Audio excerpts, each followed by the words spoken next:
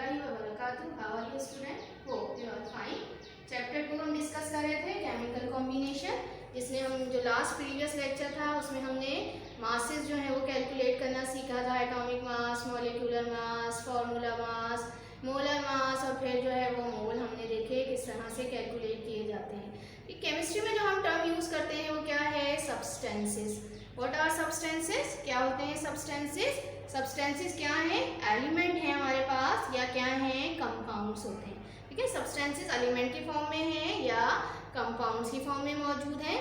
अब ये सब्सटेंसेस जो है वो किन से मिलकर बने हैं? ठीक, इनका स्मॉलेस्ट यूनिट क्या है? तो क्या है इनका? एटम, मॉलिक्यूल और फॉर्मूला यूनिट्स। ठीक है, अगर कोई एलिमेंट सब्सटेंस अगर एलिमेंट है तो किससे मिलकर बना हुआ होगा? एटम से।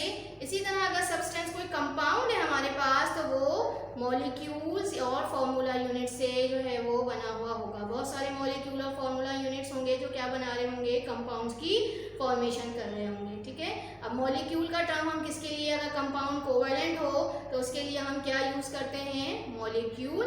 और अगर कोई कंपाउंड हमारे पास आयोनिक हो तो उसके लिए जो टर्म यूज करते हैं वो क्या है? Formula unit. पीछे आप ये पढ़ चुके हैं। ठीक है, अब हम कहते हैं, मैं कहती हूँ आपके पास कोई एलिमेंट है हमारे पास, सपोज करें कार्बन एलिमेंट है, तो अब उसके अंदर कितने एटम्स मौजूद हैं? क्या हम उसको काउंट कर सकते हैं? या आपके पास मैं 1 कप वाटर दूं आपको और अब मैं आपसे कहूँ कि आप इसके अंदर कितने मॉलिक्यूल्स मौजूद हैं वाटर के, तो क्या आप काउंट कर सकते हैं? इसी तरह सोडियम क्लोराइड जो आयोनिक कंपाउंड है, अगर एक प्लेट में सोडियम क्लोराइड मौजूद हो और मैं आपसे कहूँ कि इसके जो फॉर्मूला यूनिट्स हैं वो काउंट करें, तो क्या ये पॉसिबल है कि आप सब्सटेंसेस के एटम, मॉलिक्यूल या फॉर्मूला यूनिट को काउंट कर सकें? जी बिल्कुल पॉसिबल नहीं है। तो इन सब्सटेंसेस के अंदर जो एटम, मॉलिक्यूल या फॉर्मूला यूनिट्स हैं, इनको जो है वो कैलकुलेट करने के लिए एक साइंटिस्ट है एवोगैड्रो। उन्होंने एक नंबर दिया था जिसे हम क्या कहते हैं? Avogadro number. क्या होता है Avogadro number? It is a collection of 6.02 10 की पावर 23 पार्टिकल। क्या है एवोगैड्रो नंबर? कलेक्शन है किसके? आपके पास 6.02 10 की पावर 23 पार्टिकल्स का। ठीक है, तो अब हम देखते हैं ये एवोगैड्रो नंबर है क्या, कैसे डिफाइन करते हैं इसे एवोगैड्रो नंबर को। A mole of substance always contain same number of particles। ठीक, पार्टिकल्स कौन से होंगे? पार्टिकल्स एटम भी हो सकते हैं, आइंस भी हो सकते हैं, मॉलिक्यूल्स भी हो सकते हैं और फॉर्मूला यूनिट भी हो सकते हैं। तो क्या है? एक सब्सटेंस, कोई भी सब्सटेंस हो, उसके एक मोल में हमेशा क्या होते हैं? सेम नंबर ऑफ पार्टिकल्स मौजूद होते हैं। एटम भी हो सकते हैं, आइंस भी हो सकते हैं, मॉलिक्यूल्स और फॉर्मूला यूनिट। अभी मैंने बताया एटम क्या है आपके पास, अगर कोई सब्सटेंस एलिमेंट है तो उसके अंदर क्या होंगे? एटम। और अगर हमारे पास कोई आपके पास क्या हो? कंपाउंड हो, कोवेलेंट हो, तो मॉलिक्यूल। और आपके पास अगर आयोनिक कंपाउंड हो तो उसके अंदर क्या होगा? Formula unit. और इसी तरह से वो आइंस भी उनमें मौजूद होते हैं। तो एक मोल किसी भी सब्सटेंस का हो हमारे पास तो उसके अंदर सेम नंबर ऑफ पार्टिकल होते हैं और वो क्या होते हैं? 6.02 10 की पावर 23 पार्टिकल्स। और इस नंबर को क्या नाम दिया जाता है? Avogadro number. साइंटिस्ट के नाम पर, एवोगैड्रो साइंटिस्ट हैं, इस नंबर को उन्होंने जो है वो बताया था, इसीलिए इसको एवोगैड्रो नंबर का नाम दिया जाता है। अब यहाँ हमने क्या कहा? किसी, अब वो सब्सटेंस की स्टेट पर डिपेंड नहीं करता। अब अगर वो कोई सी भी स्टेट हो किसी भी सब्सटेंस की, सॉलिड हो, लिक्विड हो, गैस हो, कोई भी स्टेट हो, लेकिन उसके एक मोल के अंदर जो नंबर ऑफ पार्टिकल होंगे वो कितने होंगे? ये 6.02 10 की पावर 23 पार्टिकल्स मौजूद होंगे। इस कांस्टेंट नंबर को क्या है? This constant number has been determined by several methods, जिसे हम क्या कहते हैं? Avogadro number. इस नंबर को एवोगैड्रो नंबर का नाम दिया जाता है। ठीक है, तो इसका सिंबल जो है हम लेते हैं वो क्या है? Na। एन जो है वो कैपिटल में और ए को हमने राइट साइड पे सबस्क्रिप्ट पे लिखा है, तो ये क्या बन गया? सिंबल बन गया एवोगैड्रो नंबर का। यूनिट क्या है इसकी? Number of particles. अब वो पार्टिकल एटम भी हो सकते हैं, आइंस भी हो सकते हैं, मॉलिक्यूल भी हो सकते हैं, फॉर्मूला यूनिट भी हो सकता है। अब मैंने बता दिया एटम किस में होगा, आयन किस में, मॉलिक्यूल किस में और फॉर्मूला यूनिट किस में होगा। ठीक है, इसी तरह इसका फॉर्मूला देखते हैं हम। फॉर्मूला क्या है, number of particles is equal to mole multiply by Na। ठीक है, mole multiply by Avogadro number. ये क्या है, एवोगैड्रो नंबर। तो अगर नंबर ऑफ पार्टिकल्स मालूम करने हो, नंबर ऑफ पार्टिकल एटम भी हो सकता है, अगर कोई सब्सटेंस जो है वो एलिमेंट दिया हुआ है तो उसके अंदर अगर आपको एटम्स मालूम करने हैं कि एक मोल में किसी भी एलिमेंट के अंदर कितने जो है वो एटम्स मौजूद हैं, तो हम क्या करेंगे, मोल को मल्टीप्लाई कर देंगे किससे, एवोगैड्रो नंबर से। ठीक है, तो ये है फॉर्मूला। एक और फॉर्मूला इसका, इसी फॉर्मूले से हमने ड्राइव किया। नंबर ऑफ पार्टिकल्स क्या है, मोल की जगह हमने क्या लिखा है, मोल का फॉर्मूला लिखा है। मोल का फॉर्मूला पीछे प्रीवियस लेक्चर में देखा था ना आपने, क्या होता है, मास of substance divided by atomic mass, formula मास। तो यहाँ मोल की जगह ये फॉर्मूला लिखा है हमने मोल का, और उसको फिर मल्टीप्लाई किया है एवोगैड्रो नंबर से। ठीक है, तो ये दोनों फॉर्मूले हैं। अगर मोल गिवन होगा, अगर number of particle find out करने हो, पार्टिकल्स मतलब एटम मालूम करना हो, number of atom, ions, molecule या फॉर्मूला यूनिट, तो हम क्या करेंगे, मोल अगर गिवन है तो मोल को एवोगैड्रो नंबर से मल्टीप्लाई कर देंगे, और अगर number of particles, atom, ion, molecule, formula unit, अगर ये फाइंड आउट करना है, मास गिवन है हमारे पास उस सब्सटेंस का, तो मास को उसके एटॉमिक मास, फॉर्मूला मास, ये भी पता है आपको एटॉमिक मास किसका होगा, अगर सब्सटेंस एलिमेंट है तो एटॉमिक मास लिखेंगे, सब्सटेंस अगर कंपाउंड है तो फॉर्मूला मास। फॉर्मूला मास हमने देखा, ये फॉर्मूला मास आयोनिक और कोवेलेंट दोनों के लिए यूज करते हैं हम, इसीलिए यहाँ हमने क्या लिखा है, फॉर्मूला मास। ठीक है, और इसी को मल्टीप्लाई कर रहे हैं किससे, एवोगैड्रो नंबर से। जैसे एग्जाम्पल देखते हैं हम, क्या कहा हमने, 1 mole of a substance, definition ही क्या बता रही है एवोगैड्रो नंबर की, a mole of substance always contain the same number of particle. जैसे कि अगर 1 मोल कार्बन का हो, 1 मोल कार्बन किसके बराबर होता है, पीछे पढ़ा है आपने, 1 मोल किसी भी सब्सटेंस का किसके इक्वल होता है, उसके एटॉमिक मास के, अगर एलिमेंट है तो एटॉमिक मास के, अगर वो कंपाउंड है, कंपाउंड भी कौन सा है, अगर वो कोवेलेंट है तो उसके मॉलिक्यूलर मास के, आयोनिक कंपाउंड है तो उसके फॉर्मूला मास के। ठीक है, तो 1 मोल किसी भी सब्सटेंस का इक्वल होता है किसके, atomic mass, molecular mass, formula मास।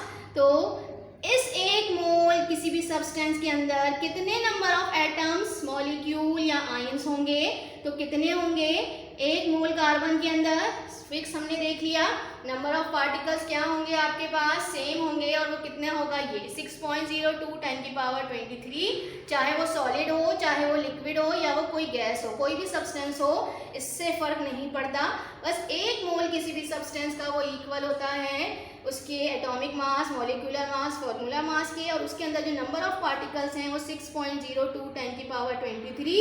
अब अगर वो एलिमेंट है तो पार्टिकल्स की जगह हम क्या लिख रहे हैं, atoms of carbon, carbon element है ना, इसलिए।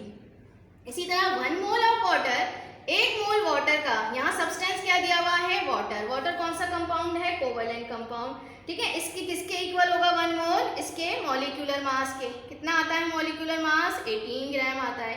तो इस 1 मोल वाटर के अंदर जो नंबर ऑफ पार्टिकल्स होंगे, अब यहाँ पार्टिकल्स कौन से होंगे, मॉलिक्यूल्स होंगे। ठीक है, पार्टिकल्स की जगह जैसे एलिमेंट था तो एटम लिखा हमने पार्टिकल्स की जगह, यहाँ हम क्या लिखेंगे, मॉलिक्यूल्स लिखेंगे, क्योंकि ये क्या है, कोवेलेंट कंपाउंड है।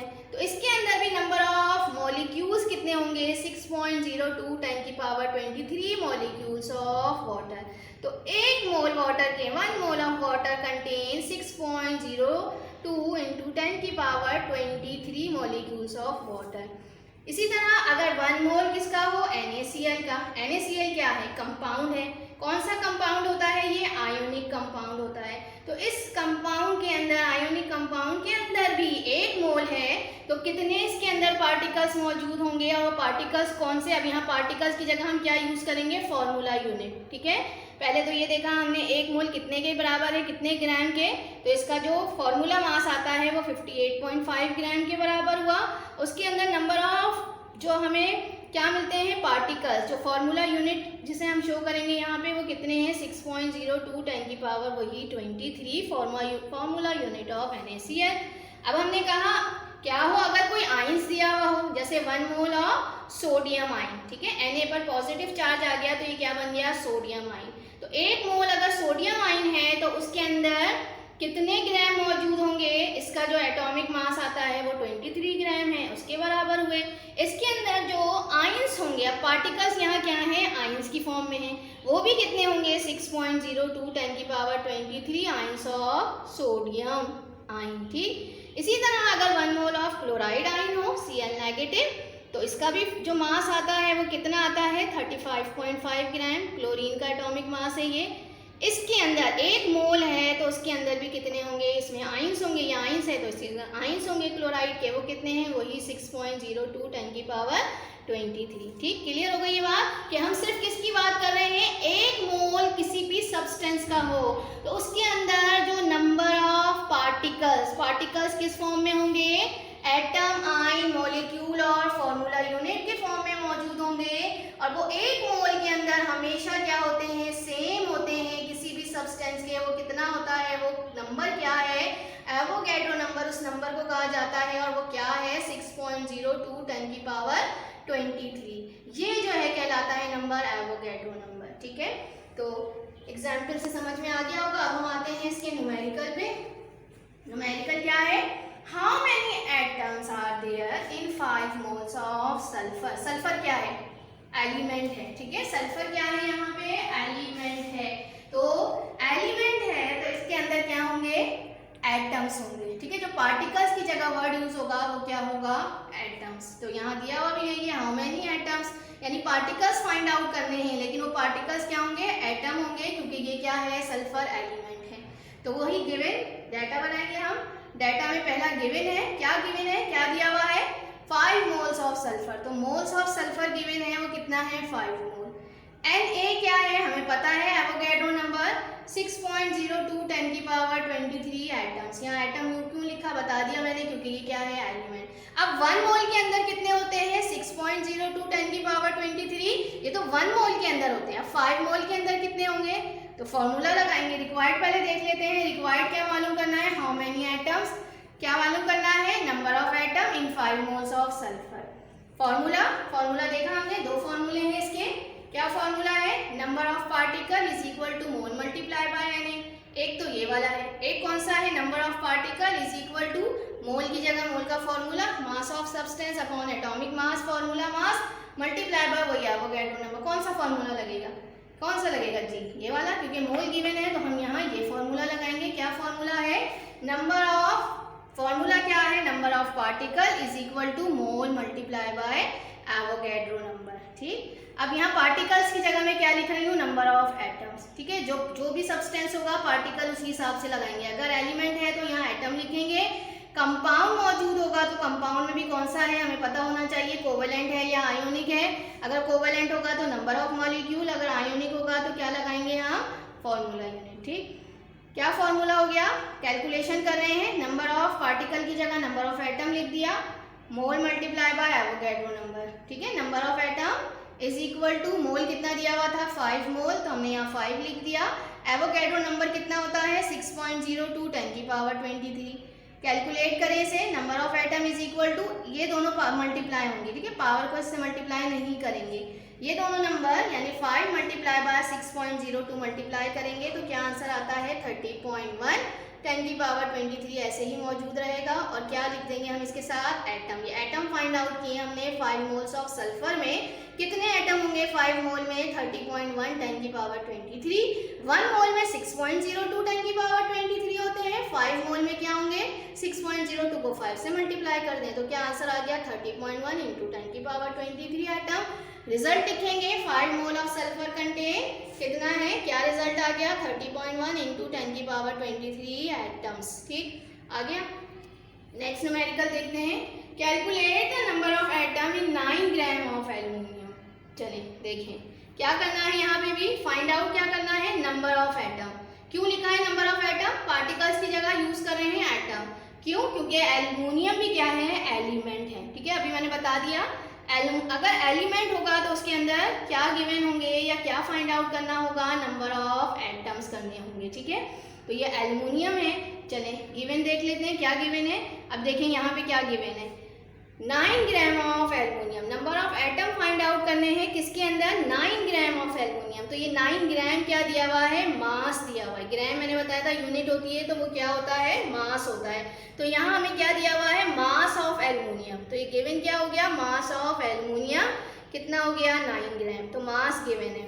अब दूसरी चीज एवोगैड्रो नंबर है, तो एवोगैड्रो नंबर हमें पता है वो क्या होगा, 6.02 10 की पावर 23 एटम्स हैं। एटम्स फिर बता दिया मैंने, क्यों लिखा है मैंने, एलिमेंट है एल्युमिनियम इसलिए। रिक्वायर्ड क्या फाइंड आउट करना है, calculate the number of atom. तो क्या फाइंड आउट करना होगा, number of atom in 9 gram of aluminium. ठीक है, number of atom in 9 gram of aluminium. Formula, अब दो फॉर्मूले यहाँ पता है कौन सा फॉर्मूला लगाऊंगी, क्या मैं मोल वाला लगाऊंगी, नहीं ना, मोल तो नहीं दिया हुआ हमें, क्या दिया हुआ है यहाँ, मास दिया हुआ है। तो हम कौन सा फॉर्मूला लगाएंगे, ये नंबर ऑफ पार्टिकल्स। कौन सा फॉर्मूला है, number of particles is equal to mass of substance upon atomic mass. अब आप ये समझ में आ गई होगी कि मैंने यहाँ एटॉमिक मास लिखा है, फॉर्मूला मास क्यों नहीं लिखा। जब एलिमेंट है तो सिर्फ एटॉमिक मास, कंपाउंड होगा तो फॉर्मूला मास सिर्फ लिखेंगे। ठीक है, तो यहाँ सिर्फ हमने एटॉमिक मास लिखा है, इसको मल्टीप्लाई करेंगे एवोगैड्रो नंबर से। चलें कैलकुलेशन देखते हैं, कैलकुलेशन क्या हो गई, नंबर ऑफ एटम। ठीक, अब मैंने दोबारा पार्टिकल्स की जगह यहाँ नंबर ऑफ एटम्स लिख दिया। ठीक है, क्योंकि ये आपका जो सब्सटेंस गिवन था वो क्या था, आपके पास एलिमेंट था, इसलिए नंबर ऑफ एटम्स लिखेंगे, मास ऑफ सब्सटेंस और आपके पास divided by atomic mass multiply by Avogadro number. Values रखें, number of atom is equal to mass कितना दिया हुआ था एल्युमिनियम का, 9 ग्राम। इसका एटॉमिक मास कितना होता है एल्युमिनियम का, 27 ग्राम। ठीक, एवोगैड्रो नंबर क्या है, वही 6.02 10 की पावर 23। करें डिवाइड, पहले 9 को 6.02 से मल्टीप्लाई कर लें, 10 की पावर 23 से मल्टीप्लाई नहीं होगा, सिर्फ ये दोनों आपस में मल्टीप्लाई होंगे और जो आंसर आएगा उसको 27 से क्या करेंगे, डिवाइड करेंगे। तो क्या आंसर आ रहा है, 2.006 इंटू 10 की पावर 23 एटम। रिजल्ट लिखेंगे इसके बाद, 9 ग्राम ऑफ एल्युमिनियम कंटेन 2.006 10 की पावर 23 एटम्स ऑफ एल्युमिनियम। ठीक है, समझ में आ गया। ये दो न्यूमेरिकल अभी है, अभी हम इसके बाद और भी देखते हैं न्यूमेरिकल, ताकि ये आपको करने आ जाए, बहुत इंपॉर्टेंट है ये न्यूमेरिकल्स। चलिए जी आगे देखते हैं, कौन न्यूमेरिकल देख लेते हैं। Calculate the number of molecule in 9 gram of carbon dioxide. ठीक है, यहाँ number of molecule find out, जो पार्टिकल्स हैं वो क्या हैं, यहाँ मॉलिक्यूल है। क्यों, क्योंकि कार्बन डाइऑक्साइड क्या है, कंपाउंड, कौन सा, कोवेलेंट कंपाउंड, तो इसीलिए यहाँ क्या फाइंड आउट करना है, पार्टिकल्स में मॉलिक्यूल। ठीक है, चलें इनका देखते हैं, गिवन क्या है, क्या 9 ग्राम कार्बन डाइऑक्साइड, तो मतलब ये क्या है, मास ऑफ कार्बन डाइऑक्साइड क्या हो गया, 9 ग्राम। अब यहाँ हमें पता है कि 1 मोल जो है वो कार्बन डाइऑक्साइड में कितने जो है वो मॉलिक्यूल्स होते हैं कार्बन डाइऑक्साइड के, तो Na एवोगैड्रो नंबर कितना हो गया, 6.02 10 की पावर 23 मॉलिक्यूल। रिक्वायर्ड क्या है यहाँ पे आपके पास, नंबर ऑफ मॉलिक्यूल, यही है ना, calculate the number of molecule. तो number of molecule in 9 gram of carbon dioxide, ये रिक्वायर्ड है। फॉर्मूला वही कौन सा, number of particle, mass of substance divided by formula mass multiply by क्या है, एवोगैड्रो नंबर। कैलकुलेशन, अब यहाँ पार्टिकल्स की जगह मैं क्या लिख रही हूँ, नंबर ऑफ मॉलिक्यूल, क्योंकि जो हमें सब्सटेंस दिया हुआ है वो क्या है आपके पास, कंपाउंड है, कोवेलेंट कंपाउंड। तो नंबर ऑफ मॉलिक्यूल, फॉर्मूला वही मास of substance upon formula mass multiply by Avogadro number. Values रखते हैं हम यहाँ, मास हमें क्या गिवन है, 9 ग्राम, एवोगैड्रो नंबर 6.02 10 की पावर 23 मॉलिक्यूल, और ये क्या हो गया 44 ग्राम। फॉर्मूला मास जो आता है कार्बन डाइऑक्साइड का, सब्सटेंस कार्बन डाइऑक्साइड है तो उसी का फॉर्मूला मास लिखेंगे, वो कितना आता है 44 ग्राम। कैसे आता है ये देख लें, करा है आपने, कार्बन डाइऑक्साइड एटॉमिक मास लिखेंगे, कार्बन का 12 है, ऑक्सीजन का एटॉमिक मास 16, 2 एटम है तो 16 मल्टीप्लाई बाय 2 32, दोनों को सम किया 44 ग्राम। ठीक है, तो ये मैंने 44 ग्राम लिखा। जब हम इसे क्या कर रहे हैं, कैलकुलेट कर रहे हैं, तो रिजल्ट क्या आता है 1.231 इंटू 10 की पावर 23 मॉलिक्यूल्स। ठीक, तो ये रिजल्ट है, 9 gram of carbon dioxide contain 1.231 into 10 की power 23 molecule of carbon dioxide. ठीक है, आगे समझ में। चलिए अब एक और न्यूमेरिकल देखते हैं। अब जो हमने अभी पीछे न्यूमेरिकल्स देखे हैं उसके अंदर हमने क्या कैलकुलेट किया है, एटम या मॉलिक्यूल कैलकुलेट किया था। अब यहाँ मैं क्या कैलकुलेट करना बता रही हूँ आपको, calculate the mass find out करना है of 1 molecule of water in gram. ठीक है, मास मालूम करेंगे 1 मॉलिक्यूल ऑफ वाटर का। तो गिवन क्या है यहाँ पर, क्या गिवन है? नंबर ऑफ मॉलिक्यूल गिवन है, किसके? वाटर के। तो number of molecule of water कितना दिया हुआ है? 1 मॉलिक्यूल। वही एवोगैड्रो नंबर लिखेंगे, क्या है? 6.02 10⁻23 मॉलिक्यूल। रिक्वायर्ड क्या हो गया? क्या मालूम करना है? Mass of 1 molecule of water, ये है रिक्वायर्ड। ठीक, फॉर्मूला वही मेन फॉर्मूला जो हमने देखा था, वही नंबर ऑफ पार्टिकल्स वाला। तो मैंने यहाँ नंबर ऑफ मॉलिक्यूल ही लिख दिया, क्योंकि हमें मॉलिक्यूल जो है वो दिया हुआ है, यानी वाटर दिया हुआ है, तो उसके लिए तो मॉलिक्यूल का वर्ड यूज करेंगे। Number of molecule is equal to mass of substance divided by formula mass multiply by Avogadro number. ठीक है, यही फॉर्मूला है। इसी फॉर्मूले के जरिए हम मास भी फाइंड आउट करेंगे। कैसे करेंगे? यहाँ में नंबर ऑफ मॉलिक्यूल गिवन है, मास फाइंड आउट करना है। तो जो चीज़ फाइंड आउट करनी होती है उसे हमने कहाँ रख दिया? यहाँ पे मास ऑफ सब्सटेंस कर दिया, यानी इसे हमने अकेला करना है। इसके साथ जो भी वैल्यूज, जो भी आपके पास वैल्यू दी हुई है, उसको उठा के हम कहाँ लेके आएंगे? इस इज इक्वल टू के यहाँ, यानी नंबर ऑफ मॉलिक्यूल की तरफ। और क्या हो जाएंगी? सारी जो है ये जो टर्म्स यहाँ मौजूद है ये इन्वर्स हो जाएंगी। मास ऑफ सब्सटेंस से फॉर्मूला मास क्या हो रहा है? डिवाइड हो रहा है। यहाँ आएगा तो क्या होगा? नंबर ऑफ मॉलिक्यूल के साथ आएगा तो क्या हो जाएगा? Multiply. Avogadro number mass of substance के साथ मल्टीप्लाई हो रहा है, जब मैं इसे यहाँ लेके आऊँगी नंबर ऑफ मॉलिक्यूल के साथ तो क्या हो जाएगा? ये डिवाइड हो जाएगा। ठीक है, तो फॉर्मूला क्या हो गया? Mass of substance is equal to number of molecule multiply by formula mass और डिवाइडेड बाय क्या है? Avogadro number. वैल्यूज रखते हैं। नंबर ऑफ मॉलिक्यूल कितना दिया हुआ था? 1 मॉलिक्यूल दिया था वाटर का। फॉर्मूला मास वाटर का कितना आता है? 18 ग्राम। उसी तरह से जैसे कि हमने अभी किया था कार्बन डाइऑक्साइड का, इसी तरह से फॉर्मूला मास वाटर का निकाला हमने 18 ग्राम। एवोगैड्रो नंबर कितना होता है? 6.02 10⁻23। 18 को 1 से पहले मल्टीप्लाई किया, 18 आ गया। ठीक है, इसको डिवाइड करेंगे 6.02 से, तो मल्टीप्लाई बाय 10⁻23। तो मल्टीप्लाई डिवाइड किसको करेंगे? 18 को 6.02 से डिवाइड करेंगे। ठीक है, 18 को जब हमने 6.02 से डिवाइड किया तो आंसर क्या आता है? 2.90। और ये 10⁻23 इसी तरह से रह जाएगा नीचे। ठीक, तो हमने यहाँ पे क्या करना है?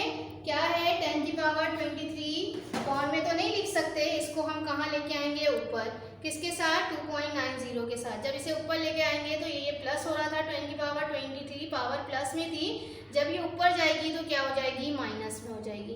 तो इसका आंसर क्या आ रहा है? 2.90 इंटू 10⁻−23 ग्राम। समझ में आ गया ये माइनस क्यों हो गया? क्यों हो गया माइनस? 18 को 6.02 से डिवाइड किया, क्या आंसर आया? 2.90 और डिवाइडेड बाय 10⁻23, ये आंसर आएगा। लेकिन आंसर हम इस तरह तो नहीं लिख सकते फ्रैक्शन की सूरत में, तो ये 10⁻23 जो है इसको भी हम कहाँ लाएंगे? ऊपर लेके आएंगे इसके साथ 2.90 के साथ।